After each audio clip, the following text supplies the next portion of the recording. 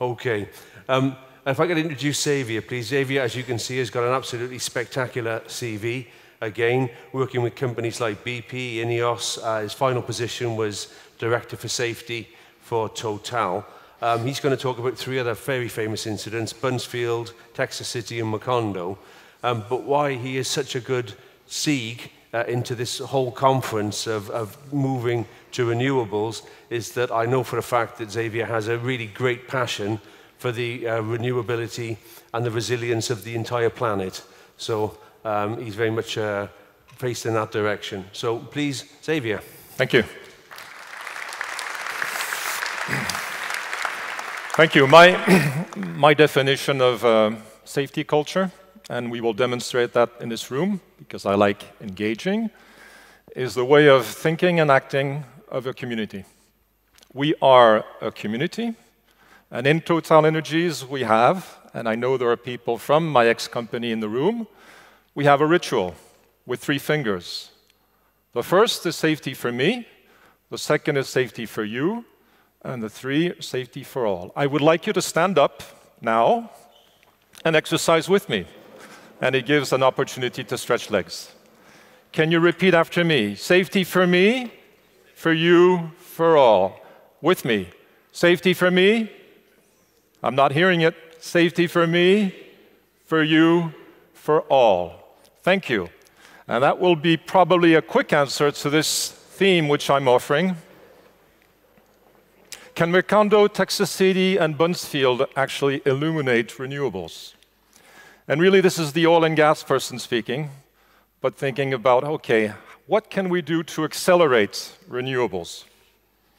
The renewables industry doesn't have time to waste. It cannot afford hangovers.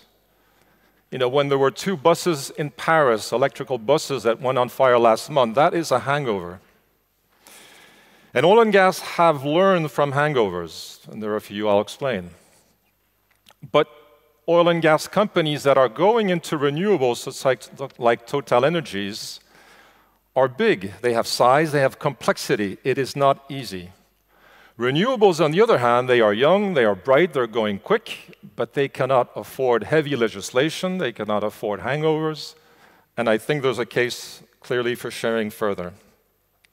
My time as Tim was saying, in my career, I found out that there was a common thread. It had to do with safety.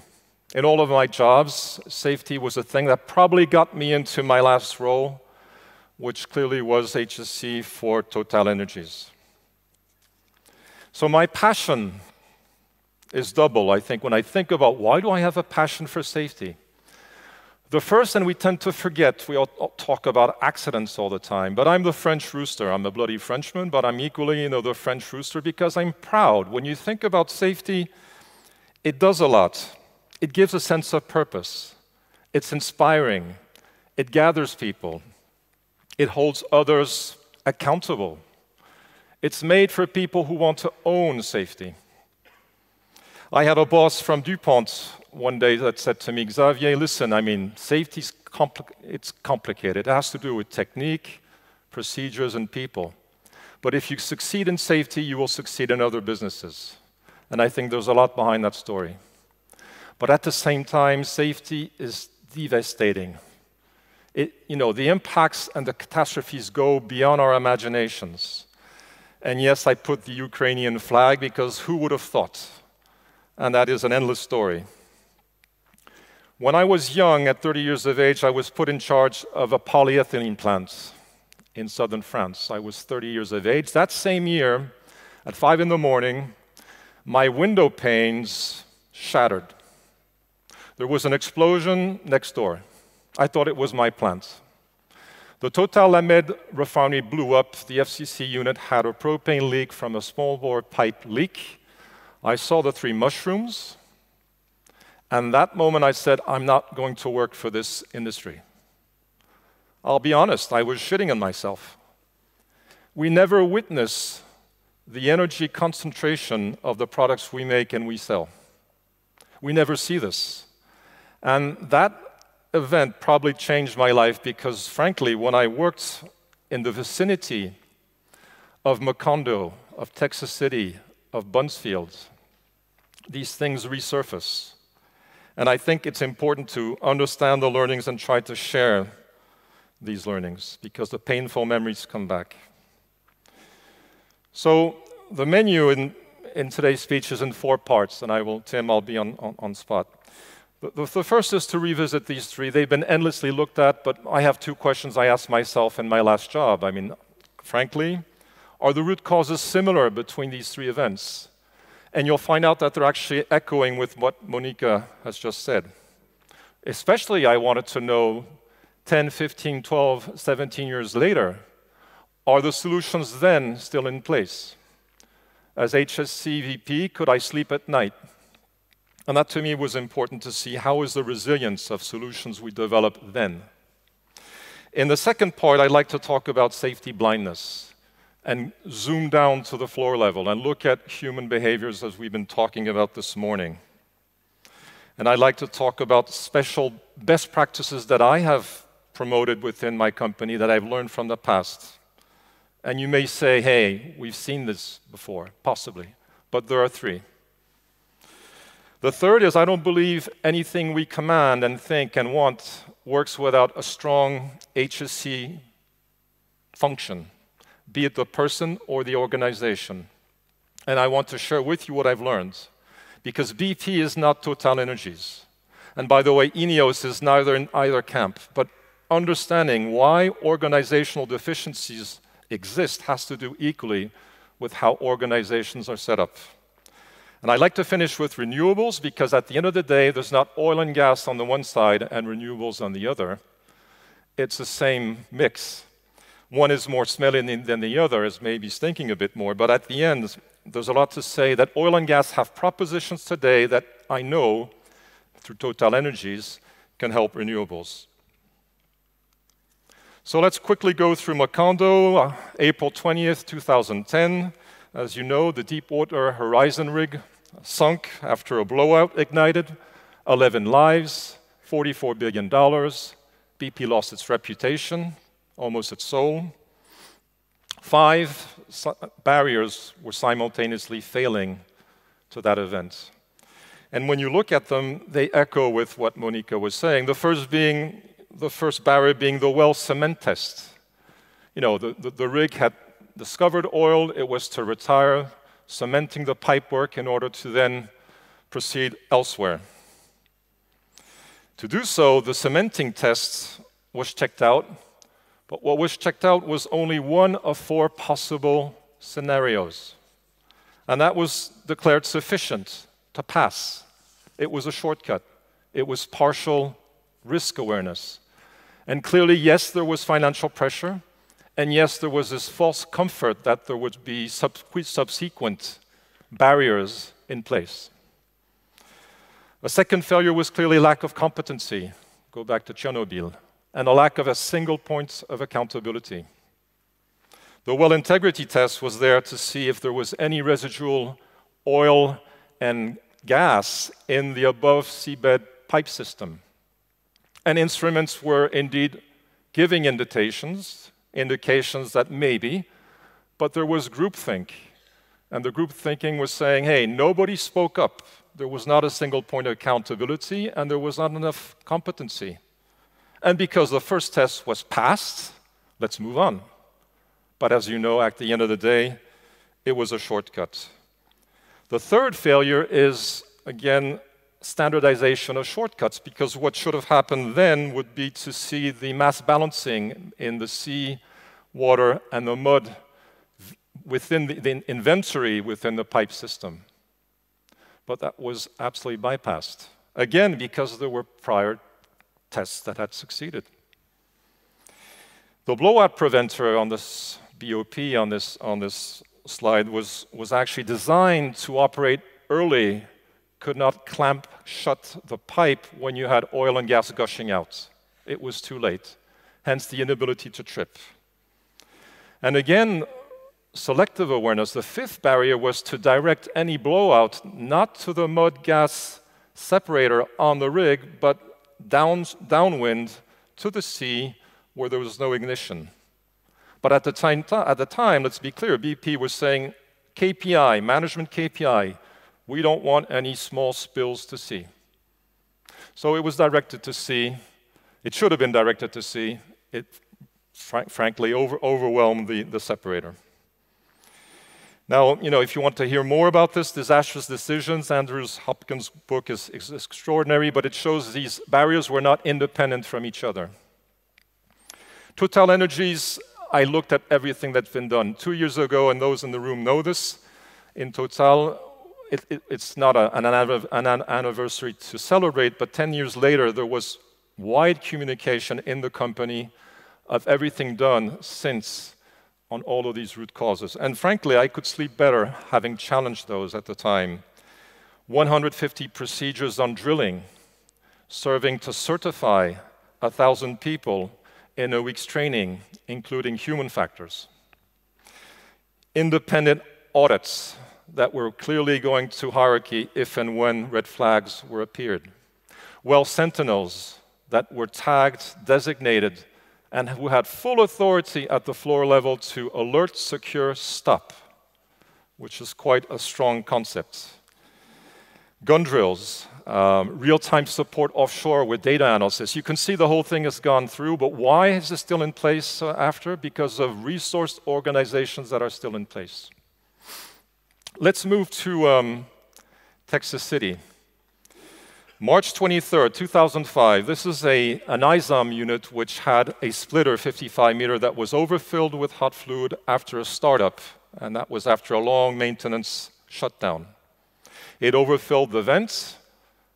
You had a hot vapor cloud that spread around a contractor building because there was still project work, and a vehicle with a running engine ignited this. You know the consequences. There were 11 fatalities. And clearly there was 15 fatalities, and clearly it was the worst US accident in the last 15 years. The Chemicals Safety Board did a wonderful job investigating, and they said, again, selective risk awareness. The fact was 2 instruments were thought by the shift to be working, they were not working. More profoundly, the boardman was alone. He had to survey 3 units at the board, one of which was starting up. His supervision was not there. And by the way, BP had sliced away a second boardman position a few years back.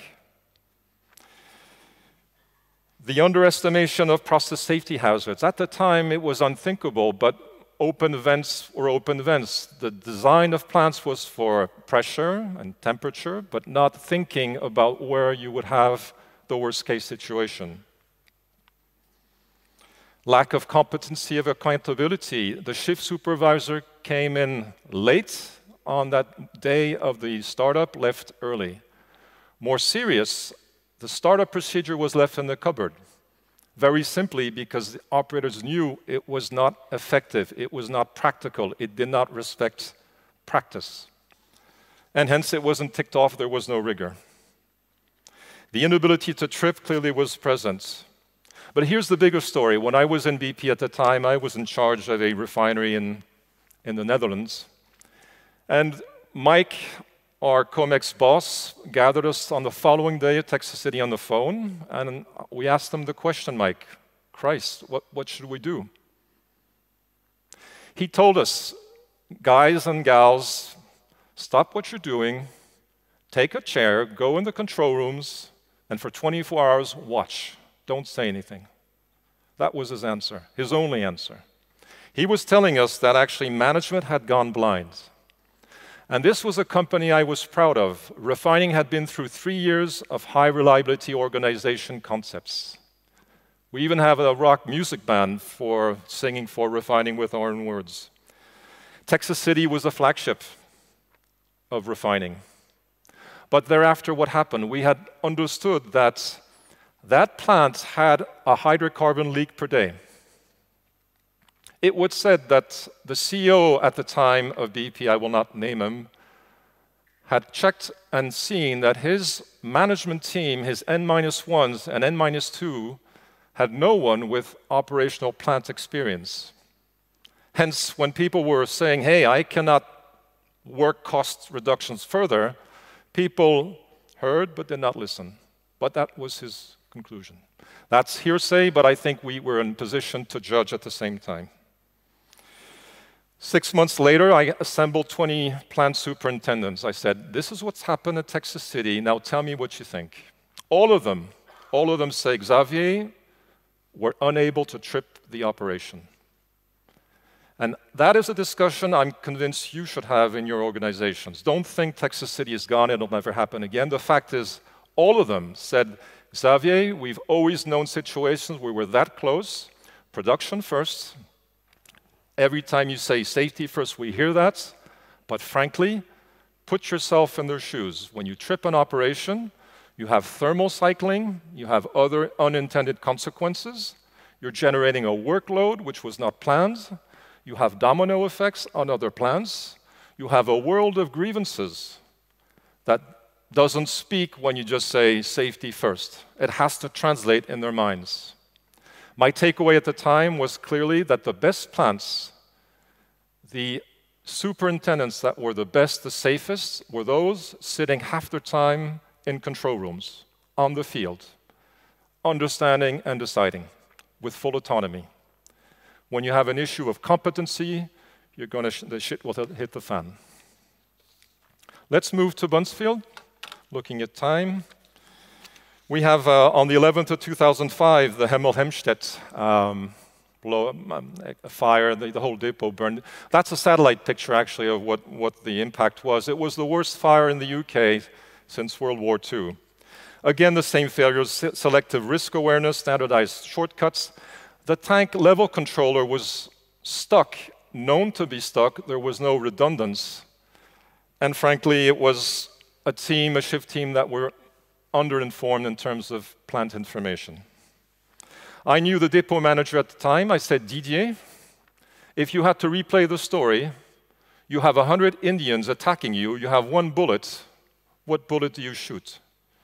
And he said, Xavier, I would to command that I have every day any bypass of a safety alert system on my desk. I was blind. You know, if you think about that, Total's been through all of the corrective work, but if I was to summarize these three events, what have I, and it's a bit the same, Monica, with Chernobyl. I think what we see is that the technical and operational practices were substandard. The representation of the situation was muddled, and management was impaired in its ability to decide. When I look at the solutions that had been put in place since and still hold today, for Macondo, these are the key words: staff certification, independent watchdogs, audits. Texas City, sign-offs, redundance of checklists, startup controls. Buncefield, reliable, independent technical barriers, audits. All of these words translate to me, and that's what I believe in, is we need to have competent field authority and rigorous protocols, whatever we do, whatever the safety culture may be. Now, let's move now to a second part, which is all around blindness. This is a nitrogen beaker.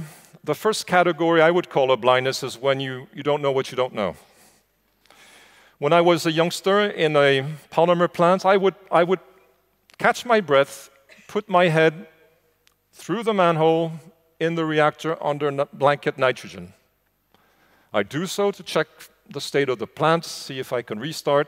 I did so because others did. I had no idea I was risking my life, really. And I didn't understand I was influencing others.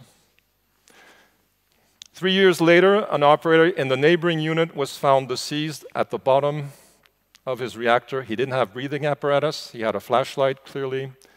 He succumbed to that. Clearly, the instruction then was fine, 1 meter radius in terms of no zone, put some posts on the manholes, and everything has evolved since. The point is that when you go further and you read, for example, the BP process safety books, you see that 2 out of 3 fatalities under inert atmosphere are would-be rescuers. Hence, the knowledge is not there. In my last year with Total Energies, through 130 countries, I counted a dozen near misses linked to this topic. Retail stations, pipework that's being constructed. So if I was to recommend just one practice, because the silver bullet, I would recommend something that is now in Total Energies, which is the joint safety tour. 2 line managers, one of which is a contractor. And this is top-down indeed. Why a safety tour? In 2019, I had polled within Total Energies 2,300 workers, 30% were contractors, and 40% indicated that their line manager conducted a safety tour quarterly at best, which means there was never an opportunity to speak up on a topic dedicated to safety, which you may seem is strange, but that's the case. And why a contractor as the joint hip-to-hip person? I think contractors are special.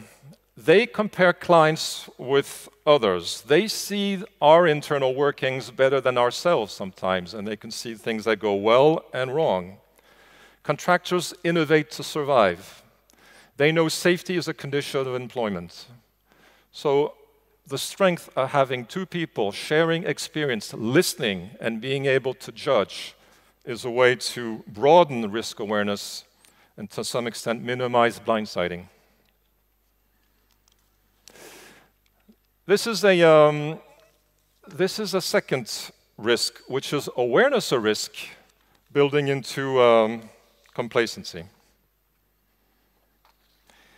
Back in the years, an operator within, Total on the refinery deceased when he was purging processed water that had H2S into the drain. He was attending other affairs. He had been trained to wear a breathing apparatus. He knew the risk.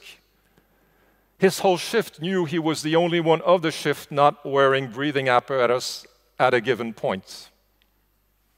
He deceased, overwhelmed by 2,000 ppm of H2S. Think about the impact on the shift, the feeling of guilt, the difficulty of investigating when everybody clams up, and the complacency in how it goes to be actually that complacent. The same poll I talked about, 2,300 workers, when we asked them in the same area, how often are you checked on a daily basis? It was a dismal 50% at best, meaning that people didn't feel very much checked. I believe that there is one silver bullet, something that to me is a way of safeguarding life-saving checks, and I chose this one because work at height in renewables is very, very relevant. You know, these are simple life-saving checks, 10 conditions, graphical because workers, like we saw this morning, are not literary or academia. They need to visualize to understand. Let me ask you and poll this room with the following question. Raise your hand if your company measures compliance with basic life-saving rules. Raise your hands. Which companies measure compliance with life-saving rules, golden rules in this room? Do you have any measurements? That's a bit worrying. Esmond, we need another conference next year. No, seriously, this measurement is, how do you know that your life-saving rules are effective? Within Total Energies, the hands should be raising in some, we measure and we communicate.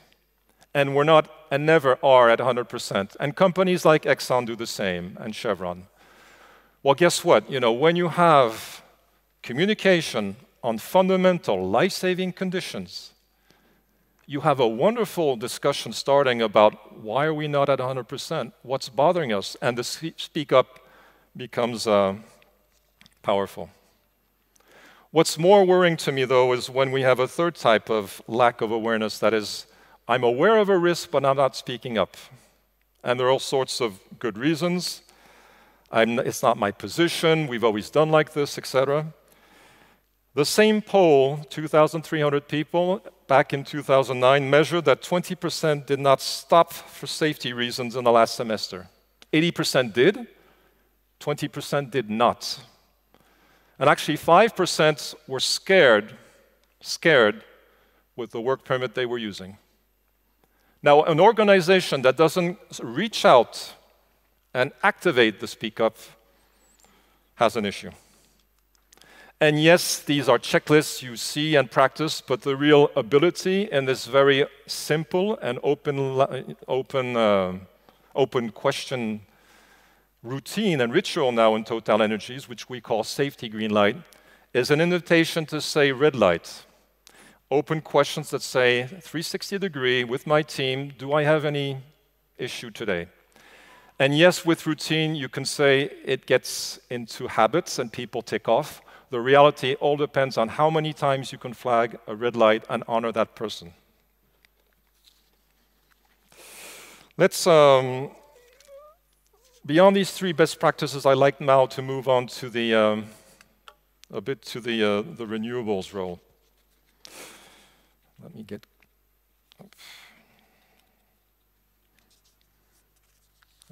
so HSC. When I looked at my HSC staff and organization, I could think of three things I would require of them, and they're symbolized by these three drawings. One is somebody who had knowledge of rules and regulations, because at the end of the day, that's what they're paid for, and it's busy life when you're going into public legislation and also internal rules. Two is the courageous mirror, say things as they are without risking being pushed aside. And the third quality of a professional HSC to me is to be able to coach. He's not accountable, but he has to be able to work with his hierarchy to play influence. What we established in Total Energies is that many HSC and affiliates were not part of the management team and were not senior enough. And you can think about those type of organizational consequences. But I've seen BP, INEOS, and Total Energies, and whilst you can have strong HSC professionals, as important is the central organization. Total Energies did something pretty cool. They assembled all of the HSC professionals of all branches and business in one central organization. A bit like procurement does, calling it one HSC. The benefits is you're then, and I've lived this for 3 years, in continuous mode of benchmarking. You're comparing all the time, marketing and exploration. You're motivated, your staff is looking at all aspects of business. It's a power symbol, and it helps to combine and crave and craft a unique culture. At the same time, an HSC organization, to me, has to work on rules. We went from 230 rules in the group and branches to 40. Simpler, stronger, more explicit, a pile of work, takes a lot of leadership courage to abandon. We worked in independent auditing, investigation, straight line to the COMEX. When you know that's around, you're watchful. Audits at the same time, where my aspiration for the company was to have affiliates say, I wish I had an audit. It's not a pile of work, I will learn from this. In terms of process safety expertise, clearly it's important because of the definition of barriers, the training, the certification that goes with it. And emergency response is critical because you're never ready enough when the shit hits the fan, and exercising readiness is clearly very important. So we've seen that these three tragedies have had some sort of learnings that are similar. We've seen that actually there are forms of blindness and practices that can help enlightening. It takes talent and organization. And so what about renewables in the last 10 minutes?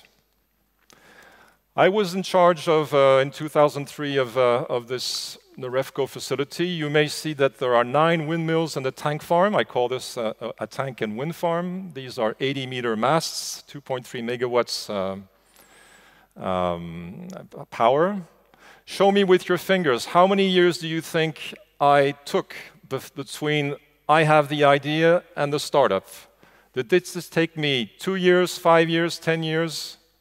How many years did that project take? Implementing windmills on a facility in the Netherlands. Any of you? I see 10 on my left, 5 in the middle, 10, 5, 2. Free coffee. 2 years. This was BP. I was autonomous. small central function, off I go. Everybody was proud. We broke the landscape. Inauguration day was going up in the lift.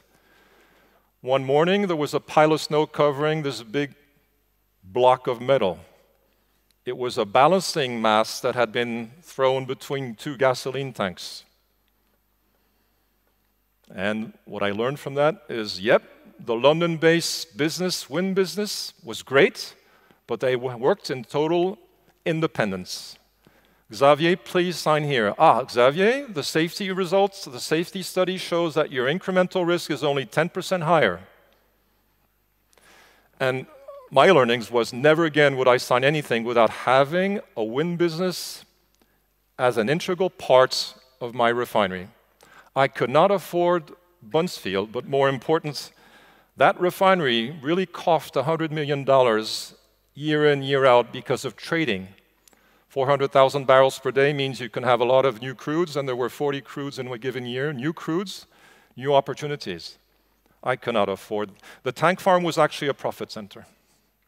Anyways, the point being that oil and gas have been working with renewables, BP beyond petroleum, but in the way it's done, there are learnings, I think, for today and thereafter. With TotalEnergies, this is very interesting. The one HSE organization I just described was effective on day one. Let me give you two examples. First is Saft, the battery company that was acquired by TotalEnergies. This company sends batteries on satellites, on the Mars rover. Submarine torpedoes have Saft batteries. On year number one, the process safety team went. Saft didn't understand process safety, but a city in France I will not name had a lithium reactor. In case of an exotherm, these were toxic fumes going out in city vicinity. And in the first year, there was an independent automatic safety safeguard system put in place. In the second year with Saft, purple billboards flagging to everybody on one of the plants, hey, there's a major hazard there. 1, 2, 3, this is what you need to do. Hence, it was not a safety engineer that was aware, it was a whole crowd of operators who knew what a purple billboard meant. Container batteries, to store windmill power. Well, we had the guts and the money and the know-how to put on fire containers to understand thermal radiation, but equally toxic fumes, in order to have emergency response practically kicking up through this synergy of work. I think more relevant to Denmark is occupational safety, not process safety, in the way oil and gas can help. This is the management system Total and Exxon built in France in 1995 for contractors. This graph shows that recordable injury frequency decreases with time, with numbers of certification. It's a free setup for companies. 6,000 contractors are signed up. MAS means Management of Safety for companies. The Belgians have, I think, what is called, SCC in Germany. Maybe in Denmark, I've heard about Achilles. But the point is, when you apply, when you say to contractors, if you want to work with TotalEnergies, and this is ongoing, you must have a MAS certificate. It means you have small companies that are isolated, that work maybe for solar panels and retrofit roofs, that have to think about what is the PDCA, the deeming circle, how do I actually manage safety? It's a learning process, it's effective, and I think that's one of the practical takeaways that I've seen working within TotalEnergies with contractors working on renewables. We all agree there's an issue of talent and competency. Let me just go through quickly the type of challenges renewables have, and I think where oil and gas have propositions. It took me 2 years to put windmills in the REFCO. Fine, that's great, and I think we should keep that pace. It takes 10 years. 10 years in France between the idea and indeed, no, not 5, Tim, 10 years, and the startup. And clearly this comes from legislation, among other things. 6 months of work in France to erect a windmill only in winter when there's no biodiversity threat, which to me is stupid to the extent that you can have positive biodiversity plans if you work with the authorities in a proactive way, and given that other European countries do not have this type of constraint. So I believe oil and gas networks with ministries are very effective in this area of legislation. Technology maturity, I mean, Total Energies, you see the advertisement. We work on bioplastics, on hydrogen, on wind, on solar. The fact of having a one HSE organization with specialists means you have continuous peer checking. But frankly, reaching out. Total will do hydrogen through electrolysis. I phoned up Air Liquide, hey, do you want to pair up on standards? And they say, when do we start?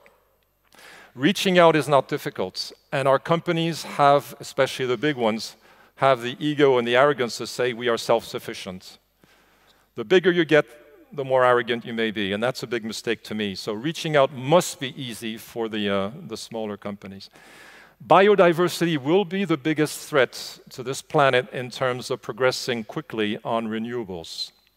Who gets the biggest scrutiny and flack in terms of NGOs and all sorts of companies? It's the oil and gas people. We have experience in how to handle and how to actually work with society, and we must because it's a condition of survival.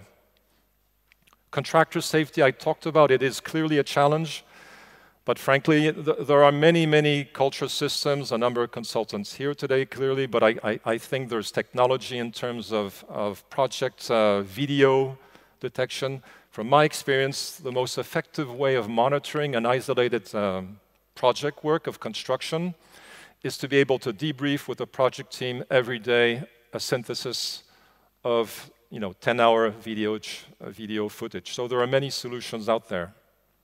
The elephant in the mouse. When a company in renewables was acquired by Total Energies, they were saying, wow, we will be squashed as a mouse by the elephant.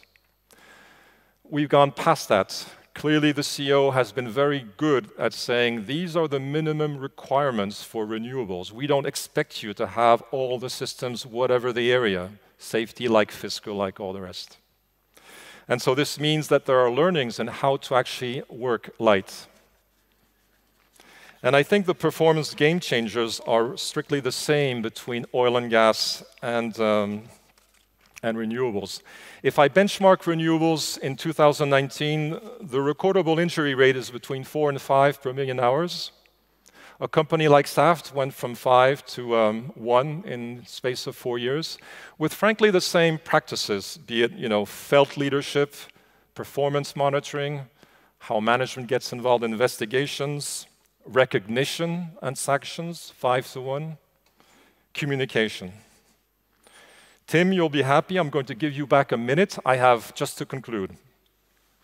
In essence, the causes of Macondo, Buncefield, Texas City, to me, are quite similar.